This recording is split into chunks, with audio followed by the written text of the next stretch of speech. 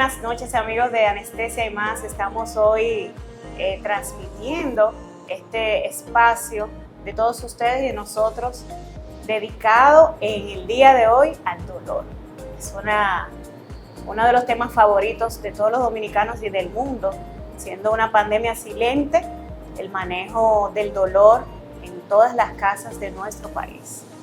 De verdad que me siento contentísima de estar hoy compartiendo con dos personas que estimo y amo demasiado, porque como convivimos momentos especiales y no tan especiales en la formación en nuestro queridísimo hospital, el glorioso Ramón de Lara.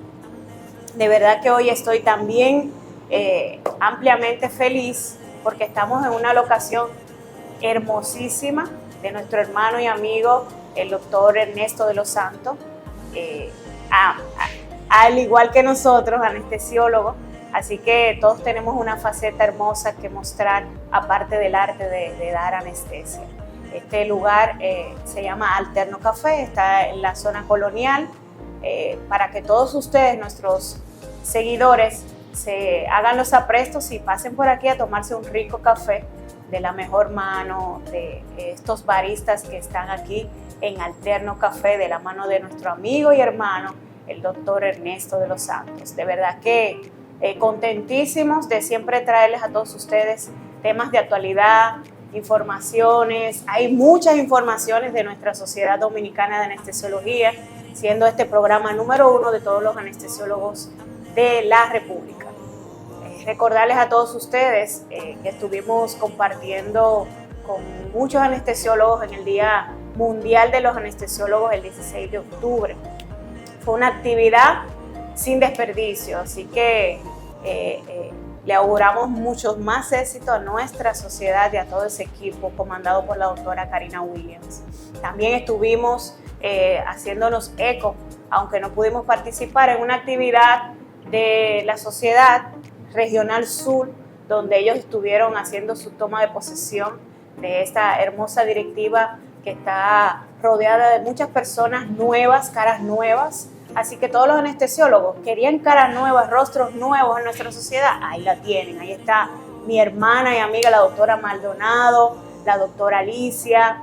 Hay un grupo, la doctora Aura Brito, un grupo excelente de médicos anestesiólogos que van a hacer una buena labor comandando la región sur para que todos esos anestesiólogos que están olvidados se hagan eco y hagan los aprestos de lugar para llegar hacia donde ellas, y de verdad que van a recibir una solución a sus problemas. De verdad que esta noche promete. Vamos a hablar en estos momentos con nuestro hermano y amigo, el doctor Juan Ramírez. Bienvenido a nuestro espacio, que ya es parte de la familia de Anestesia y Más, porque hemos abordado otros temas. Y también nuestra hermana, la doctora Carol Oyer. Ya no es Oler, porque yo decía, pero hoy es Oyer. Nuestra hermana de labores de formación y que maneja un tema que personalmente a mí me fascina. Todo lo que tiene que quitar el dolor, señores, hay que buscar la manera, la alternativa de llegar hacia todo, a la parte resolutiva de toda enfermedad. Hoy vamos a abordar con ellos de diferentes aristas, lo que tiene que ver con hernias discales, dolor lumbar, ese engranaje que lleva a un buen fin para todos ustedes, nuestros seguidores de todas las redes. Desde ya, suscríbete a nuestro canal de YouTube como Anestesia y Más, comparte esta transmisión que sé que pronto estará en sus hogares de una manera fresca para llevarle estos conocimientos de ellos ya aprendido en su formación. Así que bienvenidos, chicos. Gracias doctora, un placer nuevamente. Aquí estamos compartiendo este tema que a mí me encanta y que conversaba con Juan en días pasados, que debíamos llevar a todos ustedes y recordar lo básico para que todas las personas tengan pendiente estos síntomas, qué es esta enfermedad.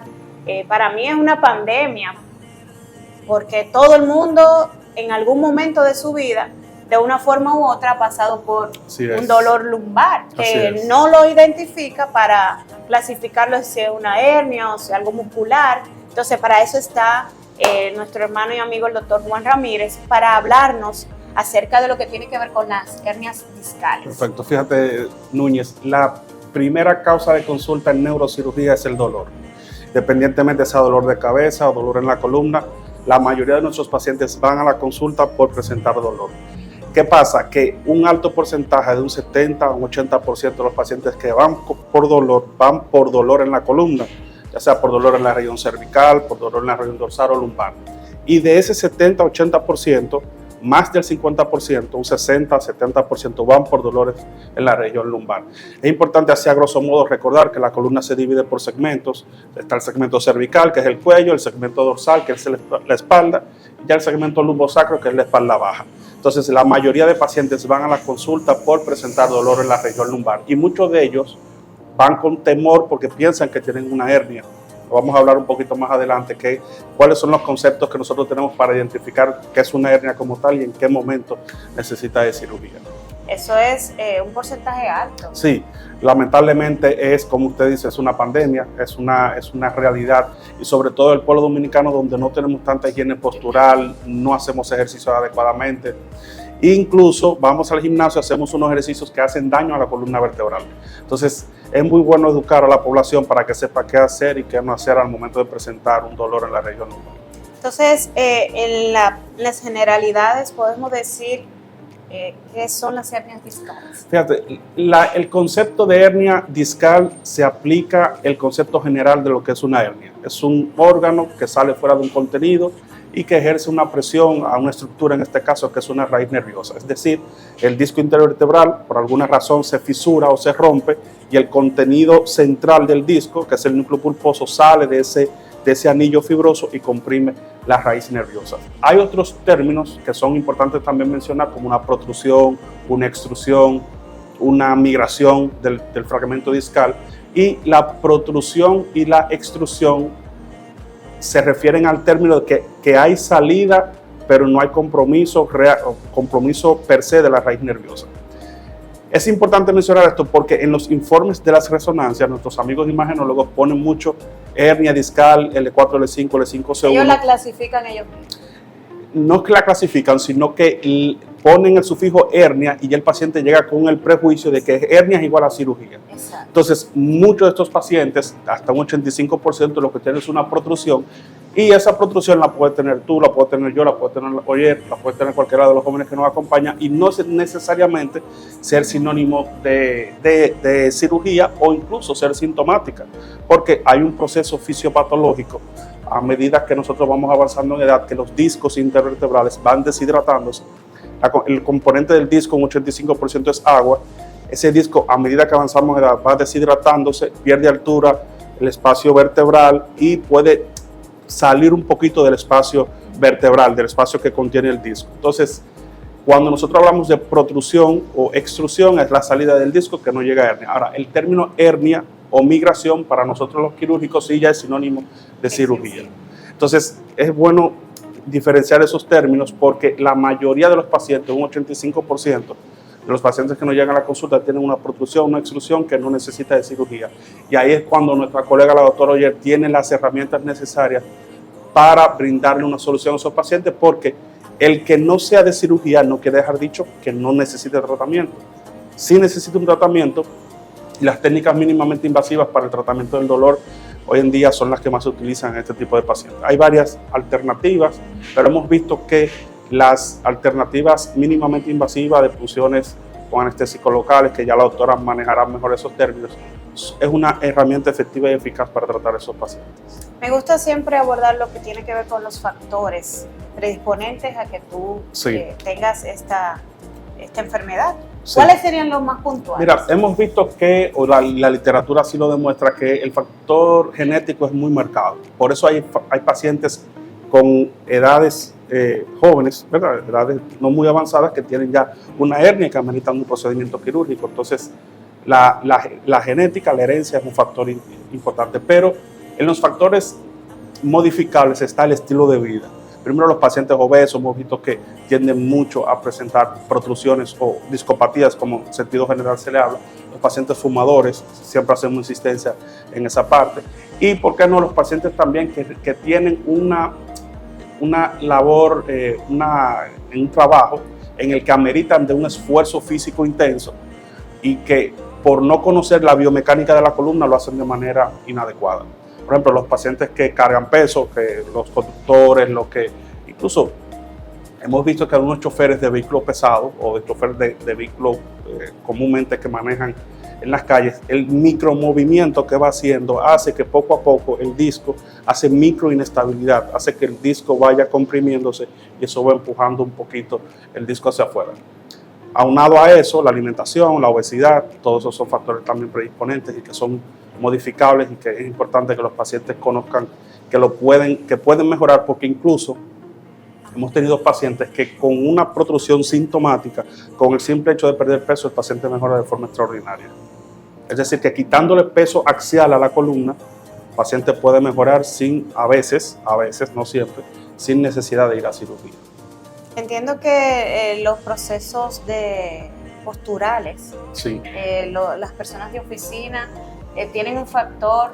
Sí, hemos hablado mucho de esto porque hoy en día también con el uso continuo del celular adoptamos esta posición un poco encorvada. La columna, por los músculos que tenemos en la región dorsal, cervical y lumbar, está diseñada para mantener siempre una posición firme, recta.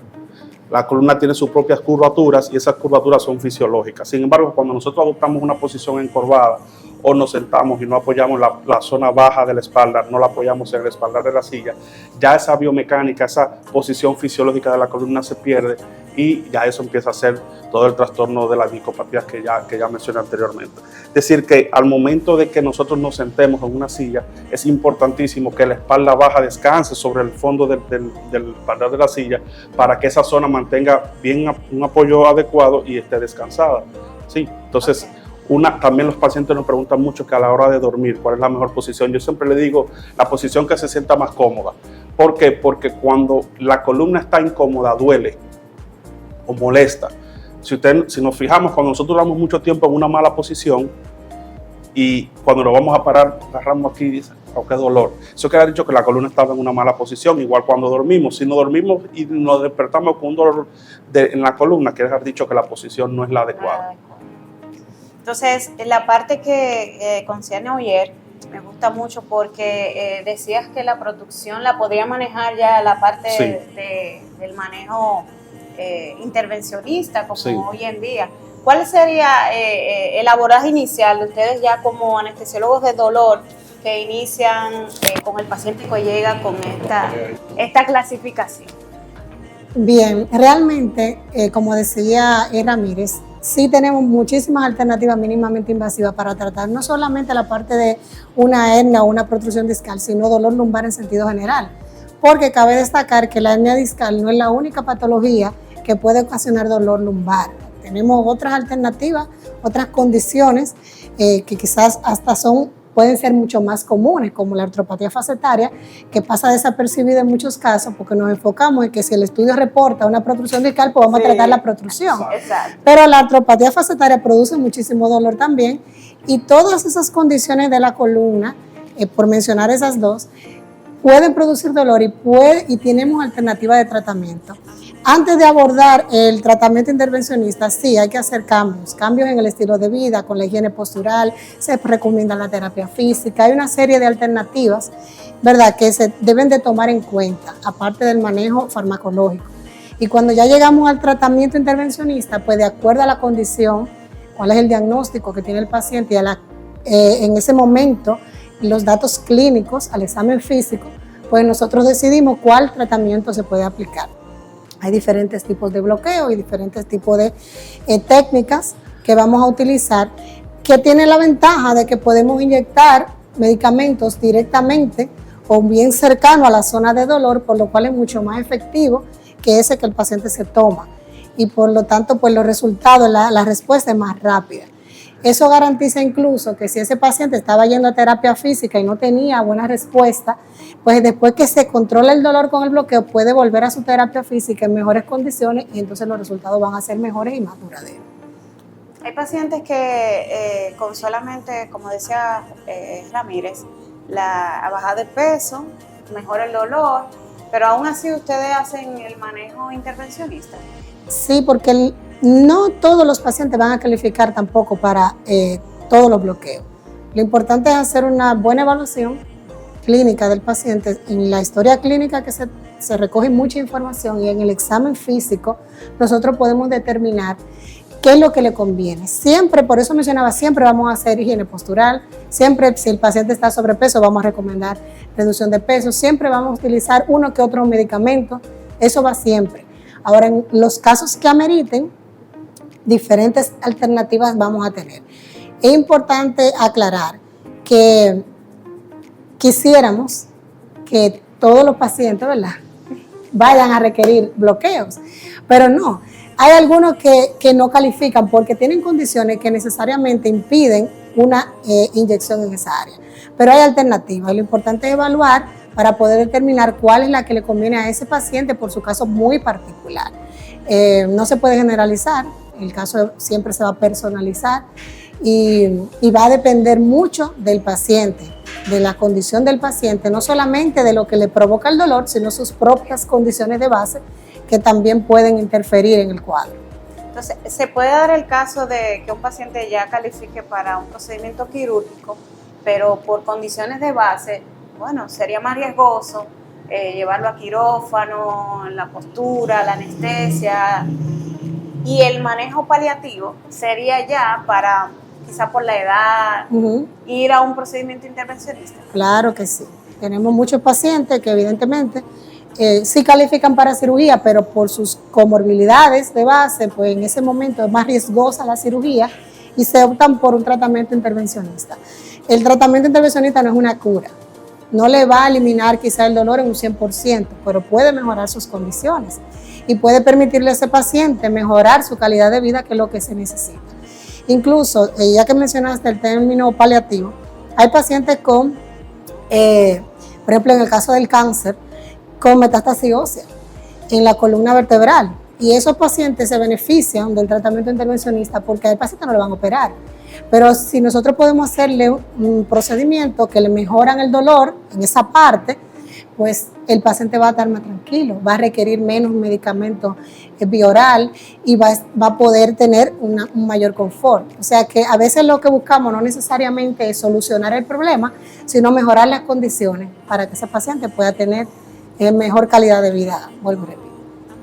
Así que ustedes saben, amigos, estamos compartiendo el día de hoy manejo del dolor, las hernias discales, el dolor lumbar, que a todos ustedes en algún momento lo han tenido, quizás posterior a un embarazo, un procedimiento, un mal gimnasio, innumerables de factores. Hoy estamos compartiendo con el doctor Juan Ramírez y la doctora Carol Oller este tema tan álgido para toda la población dominicana. Espero que estén bien enfocados con las partes puntuales de este tema. La parte que me gusta también, Ramírez, es la parte quirúrgica, que a todos le temen. ¿Cómo es el abordaje inicial para estos pacientes que ya pasaron el manejo intervencionista y aún así siguen con este dolor que no es tolerable? Fíjate, es una pregunta muy interesante, porque la mayoría de pacientes van con temor precisamente de si amerita su procedimiento, amerita cirugía o no. Un 85% de los pacientes no ameritan cirugía y mejoran muy bien con las técnicas de intervención para el dolor y el tratamiento para el dolor con analgésicos bioral o con analgésicos intramusculares o con cambio del estilo de vida. Pero cuando ya el paciente amerita de cirugía, hay varias alternativas. Claro, cada caso se individualiza. Sin embargo, un buen porcentaje de los pacientes mejoran con una simple disectomía, con una disectomía simple, que es extraer el fragmento herniario a través de una incisión de 1 o 2 centímetros en la columna vertebral, en la parte baja. Un temor, muchos de los pacientes que me lo expresan, dicen, doctor, pero voy a quedar inválido. Fíjense, gracias a Dios en nuestro país hay muy buenos cirujanos de columna que están muy bien entrenados y capacitados, y en nuestro país las tasas de complicaciones son muy bajitas, incluso son más bajitas que en países de la región. Apenas en sentido general las complicaciones de cirugía de la columna rondan un 4 o 5%, en nuestro país está mucho más bajito de eso. El paciente que entra caminando es muy raro que salga en silla de ruedas. Casi siempre el paciente que amerita un procedimiento de cirugía de columna y queda por alguna razón inválido ya venía con un déficit motor previo al tratamiento quirúrgico, y la cirugía es algo paliativo, más no curativo, sobre todo en los pacientes con traumas vertebrales donde se lesiona la médula vertebral. Entonces, en esa parte hay que perder el miedo. Como le dije, aquí en nuestro país hay muy buenos cirujanos de columnas. Y ya hablando un poquito más específico de las técnicas quirúrgicas, hay que ver si con la disectomía es suficiente o hay que artrodesar. La artrodesis consiste en colocar un material protésico, ¿verdad? Unos tornillos y barras en la columna, descomprimir la parte compresiva, y el paciente mejora significativamente los signos y síntomas. Que es importante mencionarlo, lo de los signos y síntomas, el paciente que tiene un dolor, que se le va alguna pierna, se llama el dolor de tipo radicular, se le va alguna pierna, calambre, empieza a perder la fuerza de la pierna, es un signo de alarma, porque ¿qué pasa? Cuando el paciente empieza a perder la fuerza es porque la raíz ya viene con un sufrimiento crónico. Entonces, la cirugía hay que hacerla lo más rápido posible, porque comúnmente la fuerza perdida tarda tiempo en recuperarse. Entonces, por ejemplo, un paciente que va a una escala del 1 al 5 con un déficit motor de 3, en el mejor de los casos puede llegar a un déficit motor de 2 o de 1, pero no va a ser igual que antes de presentar el déficit. El paciente que llega con un déficit de 5 es muy raro que pase, porque casi siempre el paciente tiene conciencia y va al médico rápido, pero ese paciente en el mejor de los casos puede llegar a un 3. Entonces es importante que cuando aparezcan los signos y síntomas, que el paciente vaya inmediatamente donde un neurocirujano o un ortopeda, también que hay muy buenos en el país, que le haga una correcta evaluación y que decida cuál es la mejor opción para el tratamiento de estos. En cuanto a lo que tiene que ver con la edad, ¿han llegado pacientes a hacerse el manejo inicial? Yo he tenido pacientes de 86 años que lo he operado de la columna y le he puesto tornillos y gracias a Dios todo bien. Ahora bien, esos son casos muy particulares. Por ejemplo, ese paciente que le menciono es un paciente que ya venía con pérdida importantísima de la fuerza muscular en ambos miembros y con trastorno esfinteriano. El paciente se orinaba solo, sin darse cuenta. Entonces, ya ahí sí la cirugía es inminente, porque un paciente de 86 años, un señor que se le veía fuerte, en buenas condiciones, imagínense que dure unos 5 o 7 años vivo, va a durar ese tiempo en esas condiciones y no es justo. Entonces, previa discusión con los familiares, nos pusimos de acuerdo y consideramos que la cirugía era la mejor opción y decidieron operarse y gracias a Dios el paciente va bien. Pero los pacientes y los hay y muchos que dicen, no doctor, yo no me voy a operar, ese es el paciente ideal para el intervencionismo de dolor. ¿Y qué se hace en estos casos, Oyer? ¿Qué se hace en los casos de los pacientes que no se quieren operar, pero tienen condiciones? No, bloquearlo. Se bloquean, hay muchísimas alternativas, hacemos bloqueos epidurales, tanto transforaminales, que son de las raíces específicas, en el caso de que tengan signos y síntomas radiculares, pero también hacemos bloqueos epidurales interlaminares cuando hay varios niveles comprometidos, cuando tiene que ver más con el disco. También tenemos, como les decía ahorita, en caso de que no sea propiamente el síntoma que predomina en el paciente al examen físico, quizás lo que predomina no es el dolor por la protrusión discal, que viene haciendo por, qué sé yo, la artropatía facetaria, pues hay bloqueos facetarios que hacemos también que mejoran el dolor lumbar per se, ese dolor que es axial, que incluso se puede ir a los glúteos y puede ir incluso a miembros inferiores, pero no tan bajo. Por eso la importancia de hacer la evaluación para determinar cuál es el bloqueo que le corresponde al paciente, el que realmente le va a beneficiar. A veces tenemos que hacer combinaciones de bloqueo y entonces poder mejorarle su dolor. Entonces, lo que más la gente busca saber es ambulatorio o hay que quedarse en el centro de salud. ¿Cómo es la logística? Es ambulatorio, el paciente se va a su casa el mismo día. Se hacen generalmente en área de procedimiento que esté preparada con el equipo de imágenes, de rayos X o de sonografía, dependiendo del bloqueo, pero columna generalmente lo hacemos con fluoroscopía, que puede ser un quirófano o en un área de procedimiento preparada. El paciente no tiene que estar sedado, va a estar despierto, vamos a utilizar anestesia local, donde quiera que vamos a poner las agujas. La gente tiene que entender que se le van a apoyar su espalda. Claro. Le van a meter una aguja en la espalda y que molesta, pero es tolerable porque siempre vamos a usar anestesia local. Luego se queda en recuperación, unos minutos, media hora, una hora, dependiendo del procedimiento, y luego se va a su casa el mismo día. De manera que es un procedimiento rápido, con complicaciones mínimas. Como cualquier procedimiento, tiene complicaciones que están descritas, pero son mínimas y son raras, porque para eso estamos haciendo estos procedimientos guiados por imágenes, para minimizar la posibilidad de complicaciones, porque estamos haciendo un procedimiento siempre bajo visión directa. Así es. Entonces, ya para la parte final, Ramírez, me gustaría conocer tu experiencia en estos casos de la parte quirúrgica, de igual forma, Oyer, para que todos nuestros seguidores conozcan las directrices y también las historias, porque los dominicanos nos caracterizamos por conocer una historia. No, pero puedo ir donde el doctor. Sí. Bueno, yo en mi haber ya debo tener, no lo tengo así exactamente contabilizado, pero deben de ser unos más de 200 y tantos pacientes operados de columna. Complicaciones así las he tenido, como todos las he tenido, pero han sido complicaciones que los pacientes gracias a Dios, se han recuperado, sobre todo lesiones de raíces nerviosas, que es la complicación más temida, pero la raíz se recupera lentamente, o si no hace, vamos a decirlo como que anastomosis, ¿verdad? Se unen otras raíces nerviosas y inervan esa parte donde se lesionó esa raíz, y con fisioterapia los pacientes tienden a recuperarse. Es decir que la experiencia que hemos tenido es buena, gracias a Dios, y como dije, el paciente pocas veces amerita un procedimiento quirúrgico, pero siempre hay que buscar una alternativa, porque de que le duele, y eso no se le puede quitar solamente con decirle te vas a mejorar. Hay que ofrecerle algo, y muchas veces no es cirugía. Así mismo es. Y de igual forma, los anestesiólogos hoy en día han buscado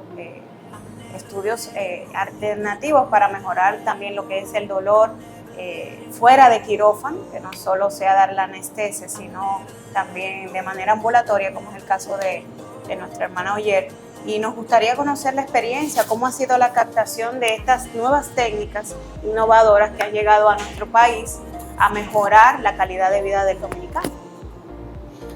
Pues sí, mira, todavía, incluso dentro del mismo ambiente médico, hay mucho desconocimiento en cuanto al uso de las técnicas intervencionistas para el manejo del dolor. Y a pesar de que no es un área que es nueva en nuestro país, o sea, sí tenemos especialistas en manejo del dolor desde hace más de 10 años aquí, haciendo procedimientos, dando muy buenos resultados.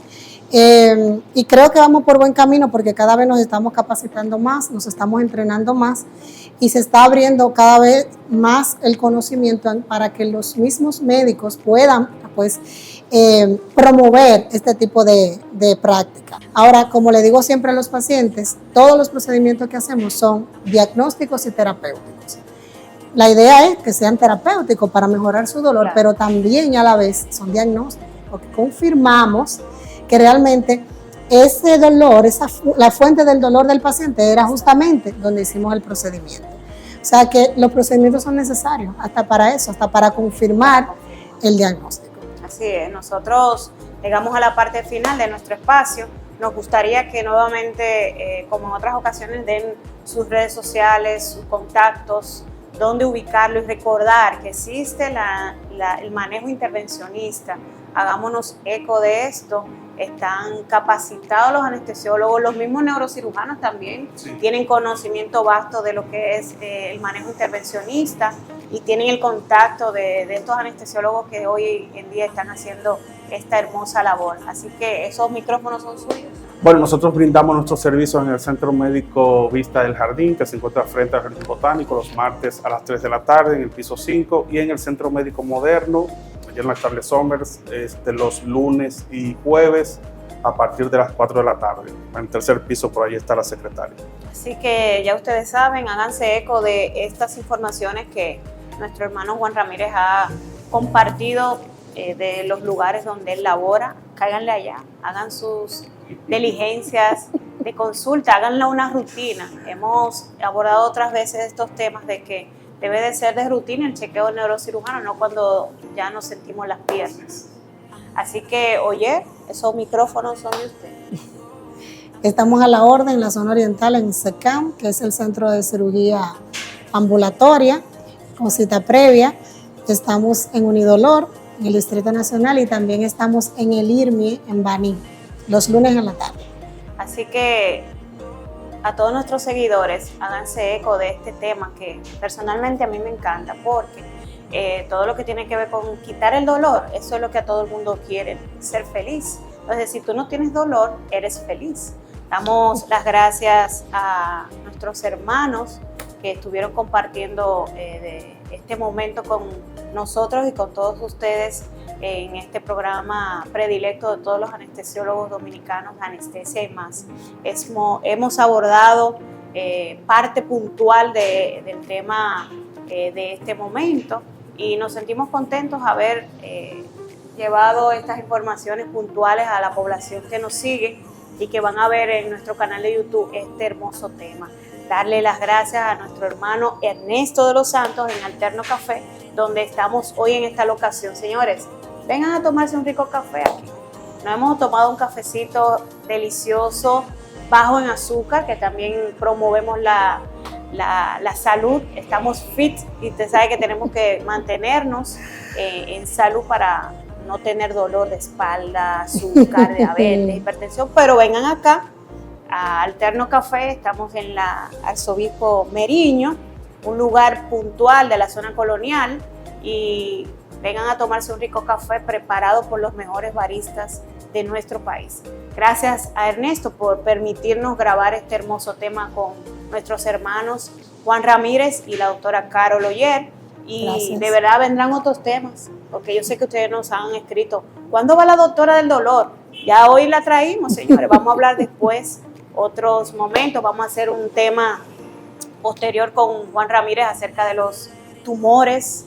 Las personas nos preguntan esos tumores que aquejan a la población, a todo tipo de personas, y que muchas personas jóvenes también están padeciendo. De todo, nosotros nos sentimos regocijados de haber compartido este momentito con ustedes, y nos vemos la próxima entrega con otros temas y invitados uno a. Bendiciones.